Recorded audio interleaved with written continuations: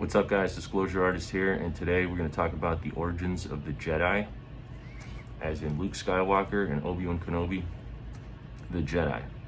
And I will be referencing Sacred Geometry, the program on Gaia, with Dr. Robert J. Gilbert. He is the founder of the Vesica Institute for Holistic Studies. And in it, he discusses the key subtle energy patterns and how to activate them, and that there are hidden patterns that manifest everything in physical existence, and ultimately how to initiate an alchemical transformation within oneself. And he said that there is a hidden lineage of initiates known in ancient Egypt as the masters of the net. These would be the Jedi that we're referencing right now. He said that there's an invisible matrix of energy, and it is the source of all physical materialization. Geo equals earth, metri equals measure, so it's quite literally the measurement of the earth. The divine blueprint of consciousness and energy, so all that together is divine geometry, sacred geometry, essentially. He said that the Platonic solids were known on the walls of ancient temples long before Plato. And he said that they correspond to the four elements: earth, water, fire, and air. The fifth element being ether, or the universal life force, aka chi, prana, etc. The fifth element itself, with regards to sacred geometry, is the dodecahedron. And he said that on the Giza Plateau, it was put on focal nodes, nodal points of Earth's icosahedron. The Earth itself has an energetic icosahedron around it. And this information came from the 1970s.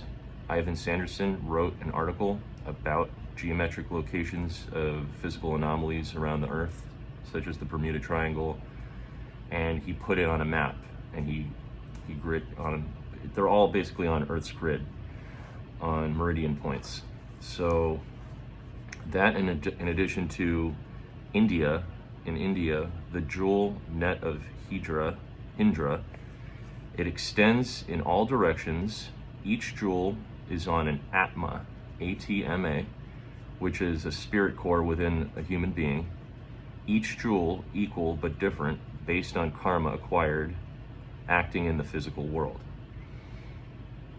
So, with regards to physics, particles and waves in differing states of vibration can disintegrate and collapse back. This is known as duality.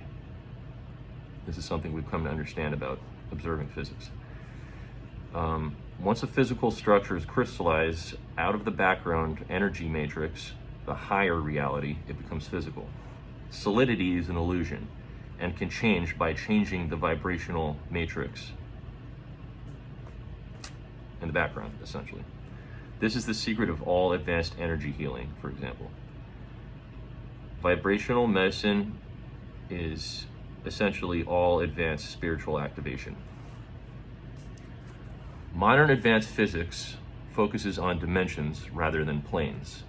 Metaphysics, however, acknowledges planes that are in the physical, the vital, the emotional, the astral, the mental, the causal, the archetypal, the spiritual, and the divine. These are all different planes.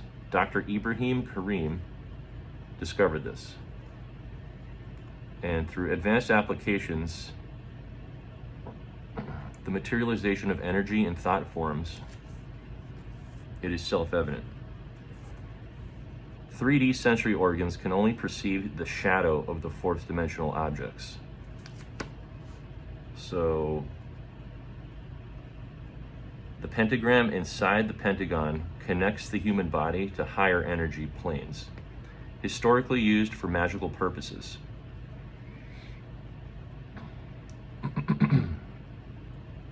The body corresponds with the planet. So that explains the connection between the midichlorians within the body, how there's a field that's ever-changing that you have to be sensitive to. It's almost like you can't study a bird without studying it in the atmosphere that it developed in, because then it would just be flapping around in the dirt, unless the environment has oxygen or the atmosphere to provide lift for the bird. You'll never understand what it is. It's just like basically a human being will not be able to wield the force unless they understand that they are connected to the planet that they're trying to wield it on. That's my analogy. Space and time is it's malleable and it can be modified. So there are these entities, higher conscious non-human intelligences known as netters back in the day, and they developed powers that the uninitiated would consider magical. This is like somebody without the force watching somebody use the force. And in the Egyptian Book of the Dead, the 4th edition, Ibis, the Ibis-headed netter, and Jehuti, they corrupted the Greek name Thoth and created and taught Egyptian temple science, and ultimately how to navigate and master the net. The netter of death and rebirth was Azra, which is the corrupted Greek name Osiris. And this is a sacred geometry form, the backbone of Azra, because the backbone of Azra was the Jed pillar. And the Jed pillar was erected each year in the raising of the Jed ceremony, which was to connect heaven and earth. And written on the Westcar papyrus, the Jedi, it's the first mentioning of it, and it's literally stated in there that the Jedi derives extraordinary power from using the net to control natural forces.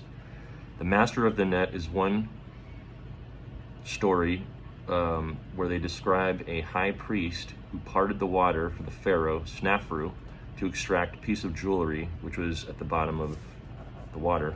This is where the origin story of Moses came from. The staff of Moses was an antenna for detecting and projecting higher forces. Prince Hordadaf saw a Jedi who can restore life to the dead, which is almost more like a Sith power, but then when you understand that, you know, the Egyptian Book of the Dead, the Emerald Tablets of Thoth, these were stolen from yet higher material, you understand that we're seeing the beginnings of not only the Jedi, but also the Sith, because there's deception. But he said, or also, you know, at least in, this is a power described by, you know, Jesus Christ. It's not necessarily a bad power or a negatively oriented energy when it's done with natural forces. Yeshua himself was said to be able to possess this power, but then you have Emperor Palpatine saying that only the dark side could wield such a power, bringing the dead back to life, Lazarus, resurrection, etc. But Prince Hordadaf saw a Jedi restore life to the dead, and he also made a lion walk behind him with his leash on the ground. These are his exact words. And within the Hekau system of words of power, the lightsaber of the Jedi Knight resembles the Jed pillar. If you look at Luke Skywalker's first lightsaber, if you look at it at the handle and you compare them, you can see what I'm talking about. And it's essentially used to activate the grid of life design, the tree of life, gold.